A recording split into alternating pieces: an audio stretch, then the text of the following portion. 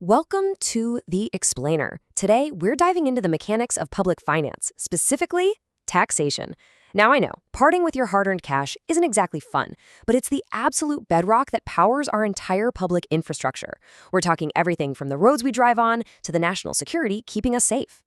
So that brings us to the big fundamental question we probably all ask ourselves at least once a year. Why exactly do governments collect taxes from us in the first place? Okay, let's dive right into this and unpack the exact mechanics of government revenue.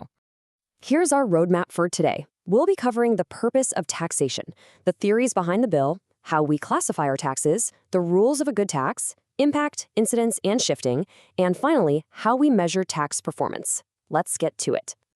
Section 1, the purpose of taxation. And we're looking beyond just government revenue. You see, taxation is truly the engine of a modern economy.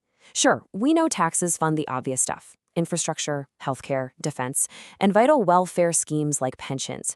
But there are other crucial points to consider here.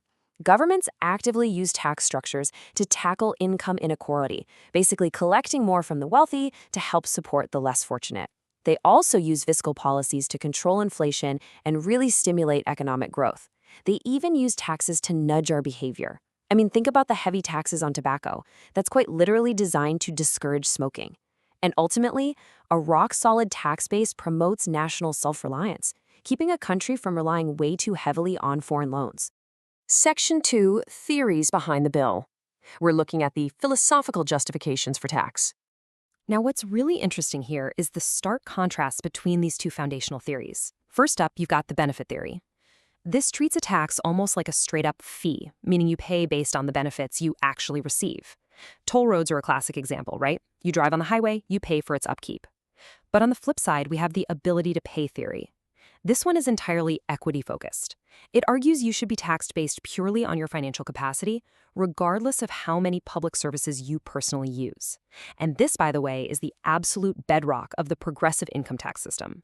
Building right off that capacity to pay concept, we arrive at the equal sacrifice theory, and this takes things a step further. It basically says paying taxes should cause an equal sacrifice of satisfaction or utility for everyone. The most popular way economists interpret this is equal marginal sacrifice. The whole idea is to make the financial pinch feel exactly identical for every single taxpayer, no matter their wealth. Because let's be honest, losing $100 means a heck of a lot more to someone working for minimum wage than it does to a billionaire. So this theory strives to equalize that exact level of discomfort. Section 3, classifying our taxes. We're talking direct, indirect, and progressivity. All right, the absolute crucial point here is understanding who actually bears the burden of a tax. With a direct tax, like an income tax, the person or the business pays it straight to the government.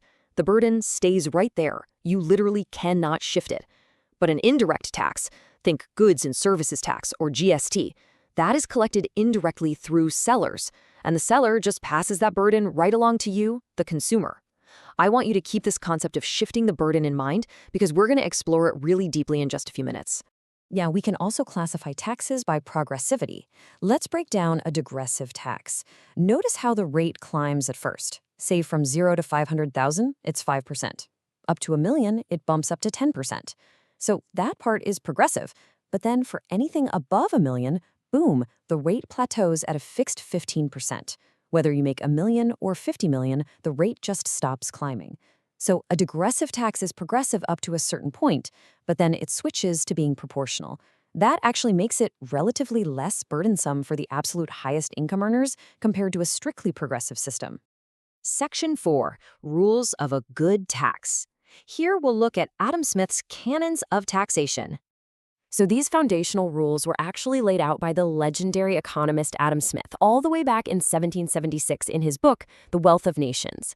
He called them the Canons of Taxation. First is equity, meaning taxes are based on your ability to pay. Then certainty, meaning the exact amount, time, and method are crystal clear. Next is convenience, ensuring the tax is actually easy to pay without causing a headache.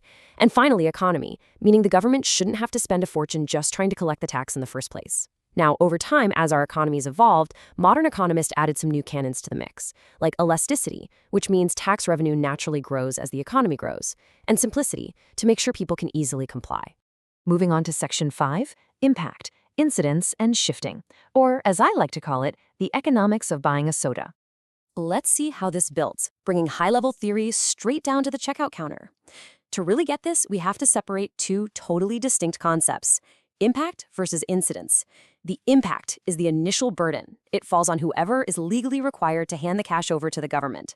And the key thing to remember here is that this impact can be shifted. The incidence, on the other hand, is the final burden. That falls on the person whose wallet is actually lighter at the end of the day. And unlike impact, this burden cannot be shifted any further down the line. Let's look at an everyday case study that makes this super clear. Meet Ravi, a shopkeeper. He buys a soda from his distributor for $90. Then, the government imposes a GST of $10. So, Ravi pays $100 total. At this exact moment, the legal impact of the tax is entirely on Ravi's shoulders. But here's the thing. Ravi definitely doesn't want to just absorb that extra cost, right? So he sells the soda to his customer, Anu, for $110. Anu ends up paying that extra $10. That means the final incidence, the true economic burden, falls squarely on Anu. It's a brilliant illustration of how the legal obligation and the actual final economic burden are two completely different things. What Ravi just did in that scenario is literally called tax shifting. By raising the price for Anu, Ravi engaged in forward shifting. He just passed the burden right on to the buyer. But it goes the other way too. Producers can use backward shifting, where they pass the burden onto their suppliers or their workers by, say, paying them less to offset the new tax. And then in really complex supply chains, you have onward shifting, where the tax gets transferred multiple times, from the manufacturer to the wholesaler to the retailer, and then finally all the way down to you, the consumer. Finally, Section 6, Measuring Tax Performance. Let's understand tax buoyancy. So, how do we know if a tax system is actually doing its job? Well, we use a fantastic metric called tax buoyancy. This is pretty much the ultimate formula for tax efficiency. It measures exactly how responsive a government's tax revenue is to national income growth. And it's simple. You just take the percentage change in tax revenue and divide it by the percentage change in GDP. To put that into a real-world perspective, imagine a country's GDP grows by 10%. But because their tax system is incredibly well-designed, the actual tax revenue jumps by 15%. If we divide that 15% revenue growth by the 10% GDP growth, we get a tax buoyancy of 1.5. Now, because that number is greater than 1, it tells us that revenue is growing faster than the economy itself. And that right there is the gold standard sign of a highly healthy, elastic, and efficient tax system. Of course, getting to this modern understanding of public finance absolutely didn't happen overnight. We're talking about centuries of deep economic thought here. We kicked off with Adam Smith laying down those canons of taxation back in 1776. Then you had David Ricardo analyzing tax incidence in 1817. Fast forward to J.M. Keynes pushing for aggressive fiscal policy in the 1930s. All the way to Richard A. Musgrave in 1959, who gave us the modern framework of allocation, distribution, and stabilisation that governments still rely on today. Which leaves us with this final, kind of provocative thought. We've just seen how easily the legal impact of a tax can be shifted away from businesses. So, if a tax's true incidence is so frequently pushed forward onto you via higher prices or pushed backward via lower wages, who is really paying the price when governments announce those massive corporate tax increases? It's a fascinating reality, hidden right in plain sight at your local checkout counter. Thanks so much for learning with us on this explainer, and we will catch you in the next one.